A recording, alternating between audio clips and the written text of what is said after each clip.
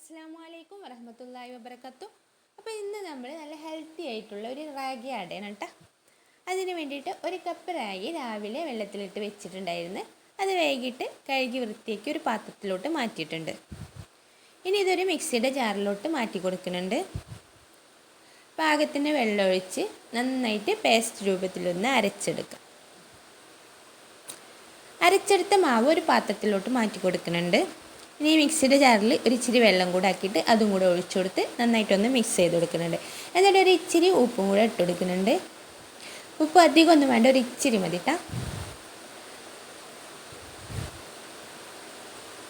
ഇനി ഇതൊന്ന് നമ്മൾ ഫുൾ ഫ്ലെയിമിൽ വെച്ചിട്ട് നന്നായിട്ടൊന്ന് ഇളക്കി കൊടുക്കുന്നുണ്ട്.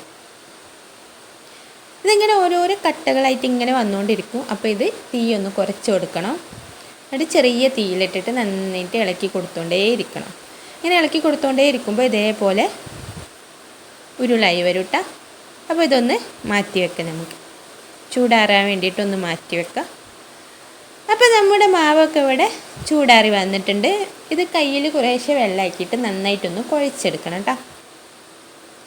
അപ്പോൾ കുഴച്ചെടുത്ത മാവ് ഒരു പാത്രത്തിലോട്ട് മാറ്റി കൊടുക്കുന്നുണ്ട്. ഇതൊന്ന് മൂടി വെച്ചിട്ട് ഇനി ഒരു പാത്രത്തിലോട്ട് കുറച്ച് ചക്കര ഉരുക്കിയത് ഒഴിച്ചു കൊടുക്കുന്നുണ്ട്. ഇതിലേക്ക് 1 ടീസ്പൂണ് ഏലക്ക പൊടിച്ചതും കൂടെ ചേർത്ത് കൊടുക്കുന്നുണ്ട്. ഇനി നമ്മൾ പാകത്തിനുള്ള തേങ്ങ, ഒരു തേങ്ങയാണ് എടുത്തിട്ടുള്ളത്, ഒരു തേങ്ങ ചിരവിയത് ഇതിലേക്ക് ഇട്ട് കൊടുക്കുന്നുണ്ട്. ചക്കര പോരെങ്കിൽ കുറേശ്ശായിട്ട് ഇതിലേക്ക് ഒഴിച്ചു കൊടുക്കട്ടെ. അപ്പോൾ അതാ ചക്കര പോരാ, അപ്പോൾ കുറേശ്ശെ ഇതിലേക്ക് ഒഴിച്ചു കൊടുക്കുന്നുണ്ട്. ഇച്ചിരിയും കൂടെ ഒഴിച്ചു കൊടുക്കുന്നുണ്ട്. അപ്പോൾ നമ്മുടെ തേങ്ങക്കട സെറ്റ് ആയിട്ടുണ്ട് കേട്ടോ. അതൊന്ന് ചൂടാറാൻ വേണ്ടി മാറ്റി വെച്ചിട്ടുണ്ട്. ഇനി നമ്മുടെ മാവൊക്കെ ഇവിടെ റെഡിയായി. ഇനി ഒരു വാഴയില എടുത്തിട്ട് കയ്യിൽ കുറച്ച് വെള്ളമാക്കിയിട്ട് ചെറിയ ചെറിയ ഉരുളകളാക്കിയിട്ട് ഒന്ന് പരത്തി കൊടുക്കുക. കയ്യിൻ്റെ ഉള്ളനടി വെച്ച് പരത്തിയിട്ടുണ്ടെങ്കിൽ, ഉള്ളം കൈ കൊണ്ട് ഇങ്ങനെ പരത്തിയിട്ടുണ്ടെന്നുണ്ടെങ്കിൽ നന്നായിട്ടൊന്ന് പരന്ന് കിട്ടും കേട്ടോ. അപ്പോൾ അതാ നമ്മുടെ പത്തിരിയൊക്കെ ഇവിടെ റെഡിയായി. ഇനി ഇതിലേക്ക് ഒരു 1.5 സ്പൂണ് ഫില്ലിങ്ങാണ് വെച്ച് കൊടുക്കുന്നത്. ഞാൻ 2 സ്പൂൺ എടുത്തിട്ടുണ്ടായിരുന്നു, അപ്പോൾ അത് കൂടുതലായി പോകുമെന്ന് തോന്നി. അപ്പോൾ അതുകൊണ്ട് 1/2 സ്പൂൺ അതിൽ നിന്ന് എടുത്ത് മാറ്റുന്നുണ്ട്.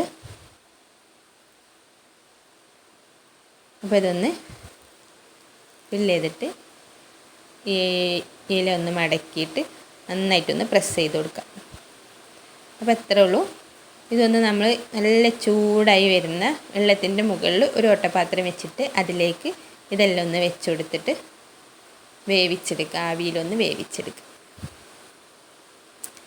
അപ്പോൾ ഈ റാഗിൻ്റെ എല്ലാ ഭക്ഷണങ്ങളും നമ്മളെ വയറിന് നല്ല ഭക്ഷണമാണ് കേട്ടോ. ദഹന പ്രശ്നമൊക്കെ ഉണ്ടെങ്കിൽ പെട്ടെന്ന് മാറിക്കിട്ടും. ഇപ്പോൾ റാഗി എപ്പോഴും കഴിക്കുകയാണെങ്കിൽ. അപ്പോൾ നമ്മുടെ അടയൊക്കെ ഇവിടെ റെഡി വന്നിട്ടുണ്ട് കേട്ടോ. ഇലമെന്നിങ്ങനെ വിട്ട് വരുമ്പോൾ വെന്തിക്കണമെന്നാണ്. അപ്പോൾ എല്ലാ അടയും നമുക്കൊന്ന് മാറ്റി കൊടുക്കാം. അപ്പോൾ അത് അടിപൊളി റാഗി അട ഇവിടെ റെഡി ആയിട്ടാ. അപ്പോൾ എൻ്റെ വീഡിയോ ഇഷ്ടപ്പെടുന്നുണ്ടെങ്കിൽ ഒന്ന് ലൈക്ക് ചെയ്യാനും ഷെയർ ചെയ്യാനും കമൻറ്റ് ചെയ്യാനും പിന്നെ സബ്സ്ക്രൈബ് ചെയ്യാനും മറക്കല്ലേ. അപ്പോൾ ഇത്രയേ ഉള്ളൂ. അപ്പോൾ ശരി, ബൈ.